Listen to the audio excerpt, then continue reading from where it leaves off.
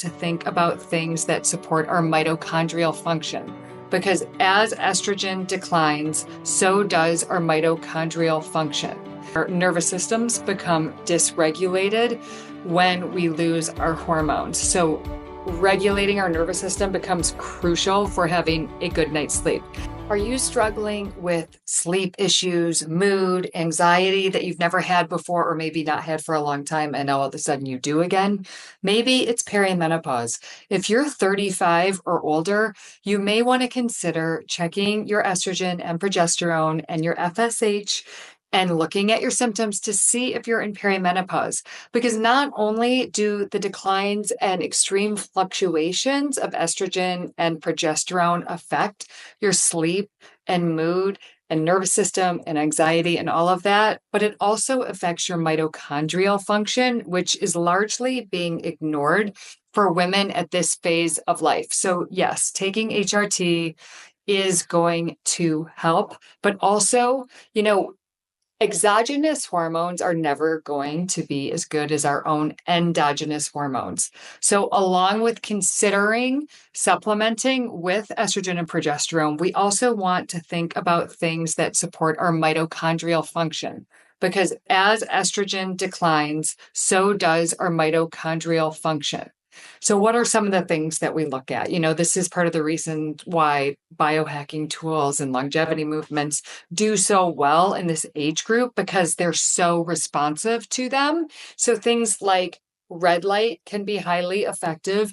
Using molecular hydrogen is great. I'll do molecular hydrogen tablets before I do red light, because red light does create some oxidative stress. Okay, so does exercise. That doesn't mean it's a bad thing. We just need to support our antioxidants, because in addition to losing mitochondrial function, we are also more susceptible to antioxidant stress. Or oxidative stress. So we want more antioxidants. I love C60. It's a really great antioxidant. And melatonin is also, and it declines naturally as we age. But taking melatonin at night can have more of a sedative effect and can actually reduce our deep sleep, which is what we so need for our brain health. That's when we clean out that amyloid protein. So every individual is different. 3 milligrams, though, tends to be too much for women. Really, 0.5 to 1 is plenty. But again, you just have to see what works for you, because I found personally that my HRV does decrease with melatonin, and so does my deep sleep. And there's my dog. He wants to be in the video with us. Also, I like PEMF. If you, that's pulsed electromagnetic frequency. It's sort of like grounding on steroids. That can be expensive. And of course, grounding is free. And that really helps with oxidative stress and mitochondrial function. And also CoQ10, which is really great for our hearts. We have a lot of mitochondria in our hearts. And so CoQ10 will kill a lot of birds with that just one stone. And that's something that women will often not need in their younger years. And then as we approach midlife, CoQ10 can be a great addition. Also, we want to think about our sleep habits. So scrolling is not going to do us any favors. Our nervous systems become dysregulated when we lose our hormones. So regulating our nervous system becomes crucial for having a good night's sleep. And a good night's sleep starts from the second that we wake up. So within the first 45 minutes of waking up, we want light exposure. So whether that's natural light, or if it's winter time and you're waking up at 5 a.m, you can consider doing red light therapy in the morning. And we want to think about exercising earlier in the day, because exercising after 1 or 2 o'clock is going to make us overstimulated. We want to think about eating protein in the morning so that our cortisol isn't too high. I've talked about this many times, where if your cortisol is high, you're not going to have an appetite in the morning. So you'll often have to just force yourself to eat until you reestablish a proper circadian rhythm and a proper cortisol rhythm. And then at night, when the sun goes down, it's a good time to put on amber lens glasses or red lens glasses if you like to watch TV, and then have a cutoff. I cut off my phone at 8 o'clock. So anyone that's going to text me after 8 o'clock knows that they're not going to get a reply. And honestly, we don't need to be so available. I'm not sure why everyone expects to get an answer the second they send a text. I'm certainly not looking at my phone all the time and responding. So I think it's really important to establish boundaries and let the people in your life know what they can expect. Eating protein in the morning is going to really establish your mood and getting your body moving, helping your nervous system be balanced.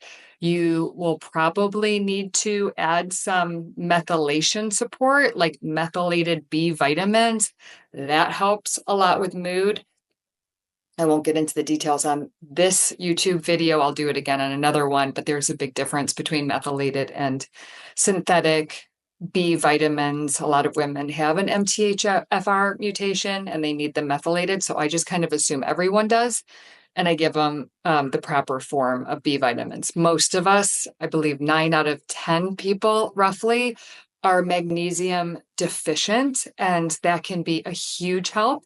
So I usually supplement 3 times a day with magnesium. Most people do it just at night, but really we go through the most magnesium midday. That's how our circadian rhythms work. So we want to think about at least doing it midday and then again before bed, and that will really help calm our brains. We also want to think about foods that calm our brain other than protein, which is crucial. We also want foods that are rich in choline, so salmon and eggs, and really eggs that aren't cooked all the way through. Everyone has their own thoughts on that. I've been eating eggs that aren't cooked all the way through for 15 years and never had an issue.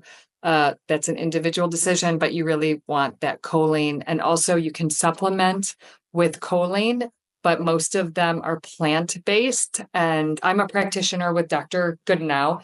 And so I'm really well versed in phosphatidylcholine. I can tell you through extensive testing that I've done with myself, my family clients, that the plant-based phosphatidylcholines don't get into the cell. You can test your levels cellularly, intracellularly, and if you're supplementing with it, but it's not getting into the cells, it's not the greatest option. So I like a animal-based, which is typically derived from an egg yolk. It's super important for people of all ages, like kids, babies that are developing their brains, and then women in midlife, when we really want to focus on myelination and making sure we're not demyelinating our neurons in our brain, and it really helps with neurogenesis. So we want to constantly think about how we are supporting our brains. Those are the foundations. We're talking about nutrition, movement, proper sleep. Without the foundations, HRT is not going to help you. So yes, am I a big believer and advocate of bioidentical HRT? Absolutely. But you have to have the foundations, because if you're just taking HRT, estrogen and progesterone both are going to help with brain fog, with anxiety, with sleep. A lot of times people think it's just progesterone with sleep. No, it is both. You need estrogen and progesterone for a good night's sleep. So that will help. But if you're not doing the foundational lifestyle techniques, then you're not going to feel optimal. You're still going to have issues with anxiety and with sleep and with brain fog. So we want to do all of the things, but make sure that even if you're 35 years old and you are feeling like you have anxiety all of a sudden that you haven't had in ages or you never had, and you're having an issue sleeping, make sure that you get your hormones checked and that you're actually having them within optimal ranges, not just traditional ranges. So you really need to work with a practitioner who, you vibe with, you feel like you're on the same page, you trust them, because we absolutely don't have to live with these issues, and we don't have to feel like this is a normal part of aging. So please follow and subscribe for my weekly content. Check me out on Instagram, Strong Choices one, and on my website where I'm constantly doing new blog posts and recipes. I'll see you next time.